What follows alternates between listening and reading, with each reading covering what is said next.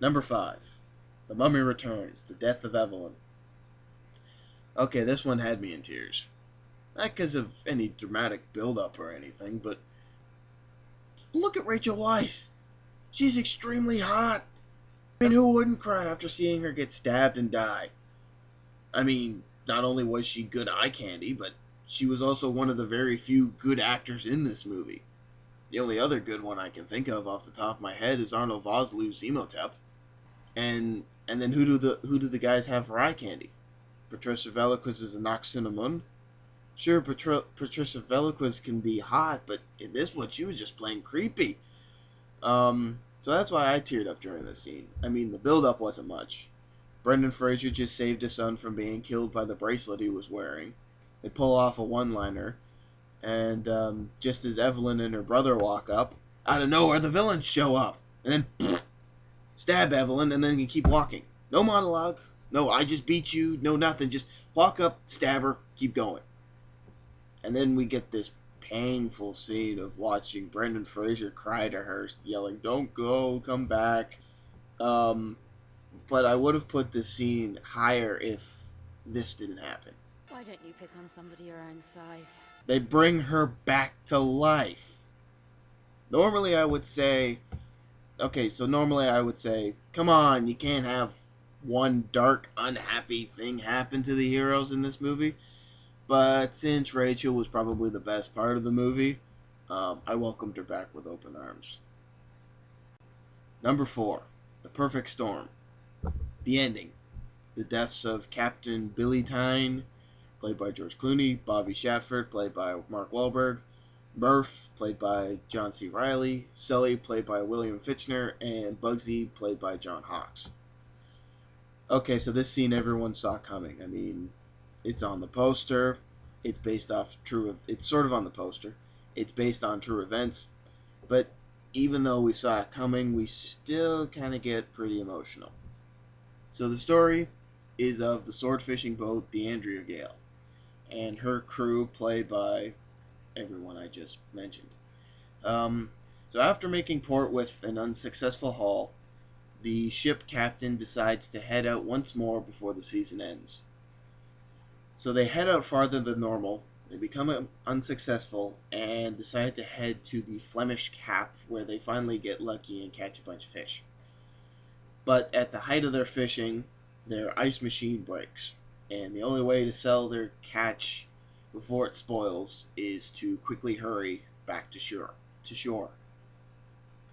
So after debating whether to sail through a building storm or to wait it out, they decide to risk going through the storm. They soon find out, however, that that was a bad idea. So while going over wave after wave, they think the worst is over when they finally see some sunlight. Unfortunately, clouds overthrow the sun, and now they are heading towards a 100 to 130 foot tall wave. That is a big ass wave. So they give it their all, but wind up capsizing. And with the ship now filling with water and nowhere left to go, the crew below deck accepts their fate. The captain and his first mate have a way out, and the first mate goes first, but following ship code, the captain goes down with the ship. So first mate Shatford heads towards the ocean top, while the Andrea Gale sinks to the bottom. And although Shatford makes it to the top, he was never found and was presumed dead along with the rest of the crew. Back at shore, a memorial ceremony is carried out while friends and family worry and wait for a ship that never comes home. So it's a pretty emotional scene. More people will probably tear up during the funeral scene than the memorial scene, more than the actual event itself. But it's still the perfect contender for number 4. Number 3, Alpha Dog, The Death of Zack. Probably the most violent scene on this list. So if there are young children watching this, you may want to turn your heads. Zack's death near the end of Alpha Dog is a pretty strong and emotional scene, and also based off of true events. So the movie is about a drug dealer named Johnny Truelove, played by Emil Hirsch. I think I pronounced his name right. I never knew how to pronounce it. And he hasn't received payment from one of his customers, and as a sort of leverage, he kidnaps the guy's kid brother named Zach, played by Anton Yelchin, also another name I don't know how to pronounce. Wondering what to do with the 15-year-old kid, Truelove puts his right-hand man named Frankie, played by Justin Timberlake, in one of his pretty much his only good role. He puts him in charge of watching Zach. Also wondering what to do with Zach, Frankie just, takes him along wherever he goes, introducing him as his friend, and despite the fact that Zach is a hostage, he shows him a good time of partying, drinking, hanging out with the guys, sort of thing. While all this is happening, Truelove discovers that if the kid talks, he and his crew will do life in prison. So he tells one of his guys, named Elvis of all names, to get rid of Zach. So when Elvis tells this to Frankie, Frankie does not want it to.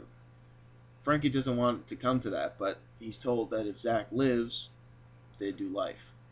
So Frankie sadly agrees, and they take Zach to an area in the hills that Elvis has dug a grave. But they tell Zach that someone will be there to pick him up, sort of to get the kid to trust him. So once they get to the grave, Zach realizes what's going on, and he just breaks down and starts begging for his life. Frankie tells Elvis that they shouldn't do it, but Elvis is keen on the job that he's been given, and realizing now that there's no going back, Frankie calms Zach down and tells him that he would never hurt him, and tapes the poor kid up. Elvis then viciously kicks Zach into the grave and opens fire, thus killing Zach. Um, this death didn't get me crying, but it shocked me about how brutal they handled that situation. And the fact that the kid put his trust in them and they still did it like that. So that's why this is number 3. Because if you're not crying, you're shocked as hell. Number 2, Bridge to Terabithia, The Death of Leslie. This one I don't have any clips for. I apologize, and it's been a very long time since I've seen this, so my memory's kind of a little hazy on it. So if you are watching this and you're a fan of Bridge to Terabithia and I've gotten the detail wrong, please, by all means, put something in the description letting me know that I've messed up. But once again, please be tasteful about it. So I'm going to do the best I can. I'm just kind of winging this one. But basically, the movie is about 2 outcast kids, and they meet up at school, and they sort of hit it off. They become friends, and they come up with this imaginary world called Terabithia.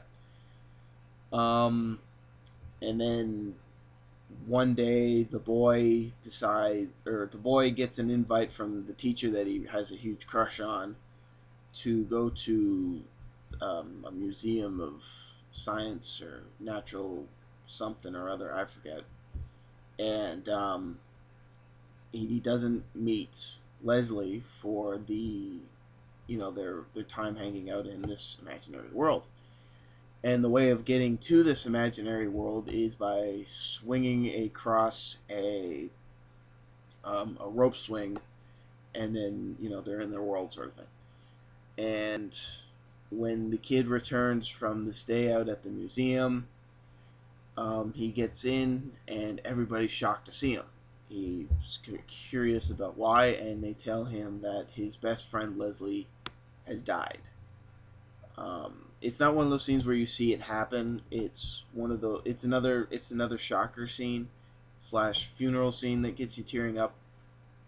But it is still pretty emotional for anybody, to have a fun day, come home, their parents are like, and you go, what? And they're like, your best friend's dead. Like, that's pretty emotional for anybody. I still teared up during the scene, and I knew it was going to happen because I read the book, and I still teared up. So that's why I put this one at number 2. And the number 1 underrated emotional death, whatever, Armageddon, The Death of Harry. I mean, come on. Any movie that has Bruce Willis die has to pull tears from a shitload of people. Especially when there are so many other deaths in this movie. I mean, you're not crying because it's Bruce Willis. You're crying because your emotions have caved. You know, they're just like, game over, man. I'm giving up. Cry. Um, so this movie follows a team of oil drillers that have been sent into space to combat a meteor the size of Texas. And if this meteor hits Earth, nothing survives. We die just like the dinosaurs.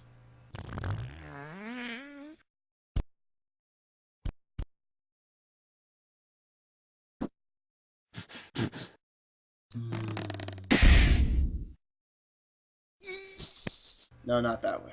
Not that way. Anyways, NASA decides that the only way to destroy this meteor is to plant a nuke in the center of it and blast it into pieces, and the pieces will split far enough to pass us, and we'll be saved. Remember, this is a key point. You're watching a Michael Bay film. So, in any movie like this, plans are bound to backfire. Nothing goes as planned. And around half of the team winds up dying throughout the movie. You know, they're picked off like teens in a cheap horror flick. So after the hole is drilled, they get bombarded by meteor fragments. And as if this giant rock it's as if this giant rock knows that they're there and what they're there to do. And so, like the typical cliche in these types of movies, the remote detonator has been damaged, meaning someone has to stay behind and detonate it manually, thus resulting in them sacrificing to save the world. After a kind of argument over who will do this, not an argument like, you do it, no man, you do it. It's one of those, I'll save the world. No, I want to save the world. No, I'll save the world sort of thing. You know, everyone volunteers themselves to do it. And so they draw straws. And AJ, played by Ben Affleck, is the lucky one. But being that he loves Harry's daughter, Harry makes sure AJ makes it back to her, so he takes the remote, sends AJ back up into the ship, and using the last moments of communication, Harry is able to say his final goodbyes to his daughter. This is the emotional part. You know, the build up to it. You know, by the time Harry pulls the trigger, we've all sort of accepted his death. But during the credits, they are able to jerk more tears out of us by showing AJ's wedding to Harry's daughter. And in the wedding guests, we see pictures of all who died, as if to say that they were there to witness the wedding, and we just break down again. So, this has been my top 10 underrated emotional deaths. I hope you enjoyed watching it. And remember that these are my picks, my opinion. You're in control of yours. So, thanks for watching. Rate, comment, and subscribe, and I shall see you next time.